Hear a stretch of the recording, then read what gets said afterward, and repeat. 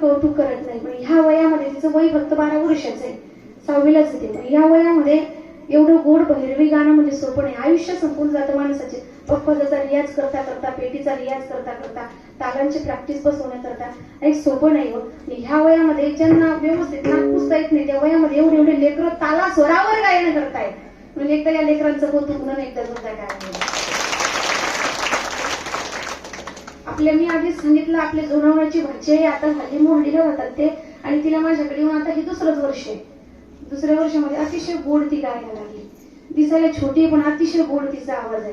दुसरी माझीच कन्या आहे. विठाला विठाला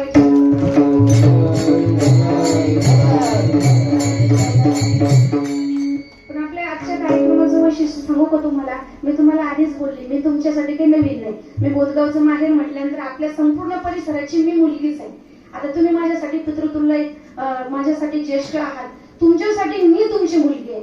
आणि माझ्या ह्या मुली म्हटल्या म्हणजे या पोरी तुमच्या कोण लागतील? सर्वांच्या नाती लागतील, नाती लागतील, कुणाच्या भाच्या लागतील. पण एक सगळ्यांना आदराने वंदन करावं असं वाटतंय. आता भैरवी गायल्यानंतर माझ्या लक्षात आलं, म्हणजे आधी माहिती होतं, पण अतिशय सगळीच मंडळी उत्कृष्ट गाणारी सर्व मंडळी आहेत बरं का. पण अतिशय त्यांनी आपल्या लेकरांचं, छोट्या नातींचं कौतुक पाहावं म्हणून सगळी आमची मंडळी या ठिकाणी टाळ वाजवण्यासाठी उभे राहिले. या लेकरांना टाळ दिला म्हणून सगळ्यांना एकदा दंडवत करते. सगळ्यांना एकदा आमच्या मंडळींसाठी टाळ वाजवली. कारण सोपं नाही. बरेच ठिकाणी कार्यक्रमाला जाता म्हणताही इथल्या इथल्या पुरीनी इसले काय ताल, इसले काय सोरणी, काय गायन करतील बा, आणि मी इथं कशासाठी आलो बा, म्हणजे असं असू शकतं. पण माझ्या माहेरचा परिसर आहे. मी अगदी स्वाभिमानाने सांगेल की जशा माझ्या माहेरच्या परिसराने, धुळा तालुक्याने मला मोठं केलं, आणि तसेच ह्या आपल्याच नाती आहेत बुवा, म्हणून अतिशय कौतुकाने त्यांनी आपल्या लेकरांपुढे माहीत ठेवला आणि स्वतः आपल्या लेकरांचं कौतुक पाहतात. म्हणजे याच्यासाठी अंतकरणातला फार मोठेपणा लागतो बरं, फार मोठेपणा लागतो. विठाला विठाला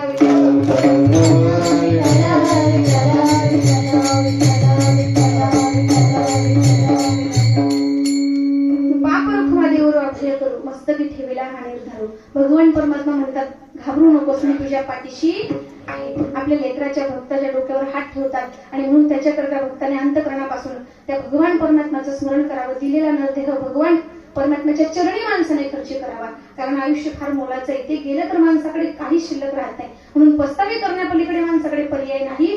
म्हणून जीवनामध्ये कोणत्याही गोष्टीचा भ्रम धरू नका, जीवनामध्ये कोणत्याही गोष्टीचा अहंकार करू नका. जाता जाता एकच सांगून लेकरांवर आध्यात्मिक आणि परमार्थिक संस्कार करा. नव्हे, जन्मदात्या माता पित्यांची सेवा करा. तुम्हाला पंढरपूरची वारी शक्य असेल तर करा, तीर्थयात्रा शक्य असतील तर करा, आणि एकादशी व्रत शक्य असेल तर करा. पण नाही जरी शक्य असेल, किमान जन्मदात्या माता पित्यांची सेवा तरी करा. कारण स्वामी तिन्ही जगाचा आई विना, तिन्ही जगाच्या स्वामी सुद्धा माता पित्याची सेवा केल्याशिवाय राहत नाही. आणि जगामध्ये तुम्हाला सर्वच काही मिळेल, पण माता पिता जीवनामध्ये पुन्हा लाभणार. अरे पैसों से आप बाजार में ज्ञान खरीद, पैसों से आप बाजार में किताबें खरीद सकते हो, लेकिन पैसों से बाजार में ज्ञान नहीं मिलता. पैसों से आप बाजार में सब कुछ खरीद सकते हो, पैसों से आप बाजार में खाना खरीद सकते हो, लेकिन पैसों से बाजार में भूख नहीं मिलती. उसी तरह पैसों से आप बाजार में बिछाना खरीद सकते हो, लेकिन पैसों से बाजार में नींद नहीं मिलती. वो कौन सी चीज है जो बाजार में नींद नहीं मिलती? पैसों से आप बाजार में, आप पैसों से अच्छी अच्छी बीवी घर ला सकते हो. आता लोक पैसे देऊन सुद्धा पोरी आणतात. आप पैसों से अच्छी अच्छी बीवी घर ला सकते हो, लेकिन वो कौन सी चीज है जो बाजार में नहीं मिलती? वो कौन सी चीज है जो बाजार में नहीं मिलती? सब कुछ मिलते हैं मगर माँ बाप नहीं मिलते. माँ बाप नहीं मिलते.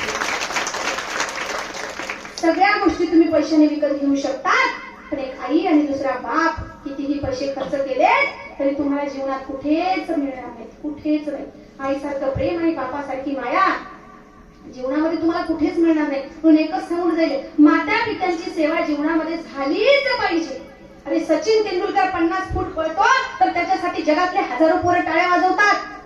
सचिन तेंडुलकर 50 फूट पडला तर जगाचे हजारो पोरं त्याच्यासाठी टाळ्या वाजवतात. तो नातेवाईक आहे का आपला? तर काही नातंही त्याच्याशी काही संबंधच नाही. अरे आपला 70 वर्षाचा बाप 5 एकर शेतीमध्ये वखराच्या मागे या बांधावरून त्या बांधावर, त्या बांधावरून या बांधावर आयुष्यभर चक्रा मारतो. या बापाचं कौतुक कुणी केलंय आजपर्यंत टाळ्या वाजवून? कुणाला कळली बापाची किंमत?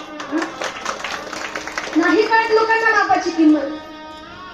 बाप जरी दाढी करायला गेला, बाप विचार करतो दाढी करायला सलून मध्ये जाईल, 30 रुपये लागतील. 30 रुपये लागतील. त्याच्यापेक्षा बाप 3 रुपयाचं ब्लेड घेतो आणि आंघोळीचा साबण दाढीला लावून घरीच दाढी करतो 3 रुपयाच्या ब्लेडने. उरलेले 27 रुपये माझ्या मुलाच्या शिक्षणासाठी कामाला येतील, ही भूमिका ज्याची असते तो बाप असतो महाराज. कुणाला कळली हो बापाची किंमत? बापाने कष्टाने कमवलेला पैसा, लोकांच्या शेतात मोल मजुरी करून कमवलेला पैसा, ते पोरं जर बिअर बार मध्ये जाऊन मित्रांसोबत पार्ट्या करत असतील, काही अर्थ नाही त्या गोष्टीला. आजपर्यंत आई सगळ्यांनी मानली, आईची माया, आईचं प्रेम सगळ्यांनी सांगितलं, सगळ्यांनी आईवर कवित्व केलं. यशोदेचं कौतुक सगळ्यांनी केलं, यशोदेची माया प्रेम सगळ्यांना दिसलं. पण आपल्या कृष्णाला डोक्या एवढ्या पाण्यातून डोक्यावर टोपलीवर घेऊन जाणारा वासुदेव आजपर्यंत कुणाला कळला नाही, कुणाला दिसला नाही. का कळत नाही हो आपल्याला बापाचं प्रेम? बापाने लोकांच्या शेतात मजुरी करावी, कर्ज काढावा, व्याजाचा पैसा काढावा आणि 25 लाख रुपये घेऊन त्या चेअरमनच्या भिकाऱ्यासारख्या पाया पडावा आणि सांगावं काही करा, पण माझ्या मुलाला तुमच्या शाळेत, तुमच्या संस्थेत नोकरीला लावावं. जसे कष्ट मी जीवनामध्ये केले तशा माझ्या लेकरांनी करायला नको. ज्या कष्टाचे दिवस मी पाहिली ती वेळ माझ्या लेकरांवर यायला नको. म्हणून बाप भिकाऱ्यासारख्या पाया पडतो त्या चेअरमनच्या, पण माझ्या मुलाला तुमच्या संस्थेमध्ये नोकरी लावावं. विनवण्या करतो त्या चेअरमनच्या, पोराला नोकरीला लावतो आणि त्या मुलाला मोठा साहेब करतो. कशासाठी? आणि त्या लेकरांना जर बापाची किंमत कळत नसेल, काय अर्थ आहे त्या गोष्टीला? म्हणून बापाची किंमत जीवनामध्ये कळू द्या गड्यांनो. बापाचं असणं काय असतं आपल्या जीवनामध्ये, बापाचं अस्तित्व काय असतं आपल्या जीवनामध्ये, याची जाण ठेवा, याचं भान ठेवा. बाप ज्या दिवशी निघून गेला ना महाराज, त्या दिवशी विचारा बापाची किंमत जीवनामध्ये काय असते ते. त्या दिवशी विचारा. त्याच्याशिवाय माणसाला बापाची किंमत कळत नाही. विठ्ठला विठ्ठला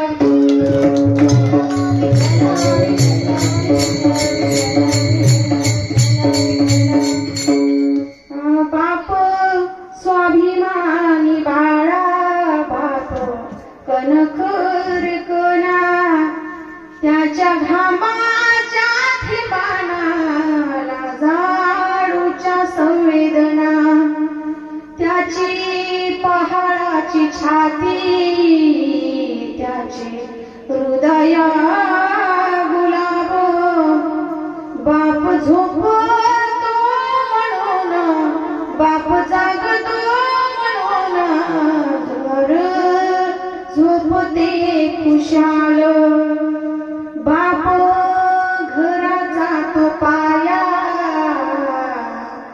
आई कळस त्यावर जेव्हा खचतो ना पाया, तेव्हा कोसळते घर, जेव्हा खचतो ना पाया, तेव्हा कोसळते घर. तो बाप जर खचला ना, बाप घराचा पाया आहे, आई घराचा कळस आहे. आई वडिलांचा सांभाळ तुम्ही करत नाही याबद्दल माझं दुबत नाही, तुम्ही करत असतील, पण नुसतं आई वडिलांचा सांभाळ करू नका.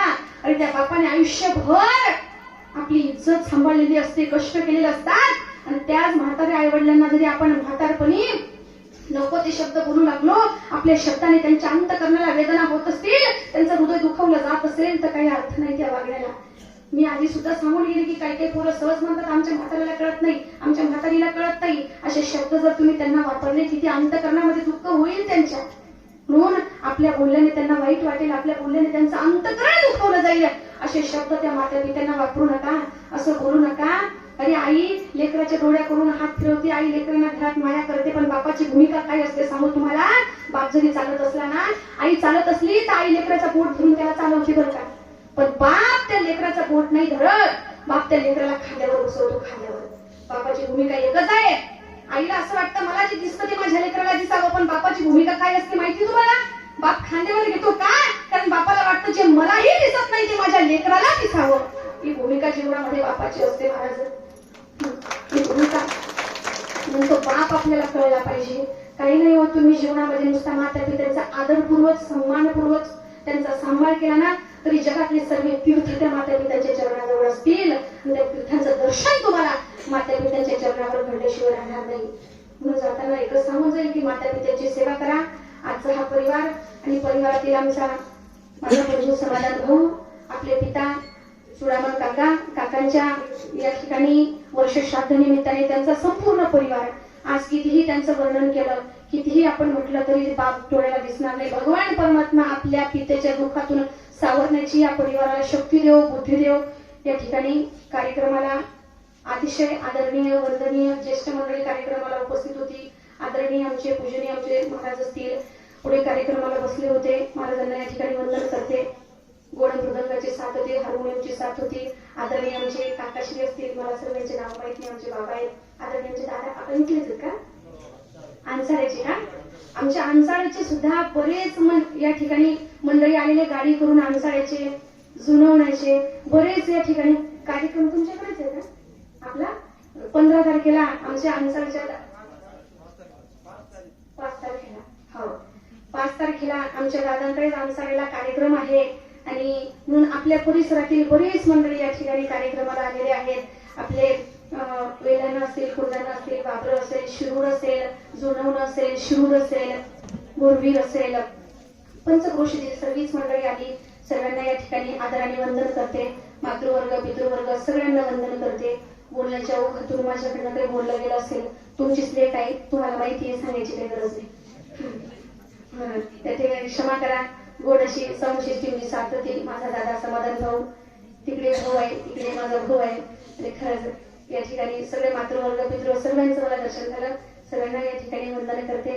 म्हणजे जीवनामध्ये ब्रह्मदर्शी या देहाचा विठ्ठल म्हणे काळी वाचा, पडून जाईल कली भरू विठ्ठल उच्चारी पसार, रखुमादीवर अभय करू मस्तकी ठेवीला हा निर्धारू, पडून जाईल कली भरू विठ्ठल उच्चारी पासार. सर्वांना वंदन करते. ज्यांच्या माध्यमातून या ठिकाणी युट्यूबला ज्यांनी शूटिंग केले, त्या दादाचं नाव काही मला माहित नाही. शिवम दादा कुठला आहे, दैवत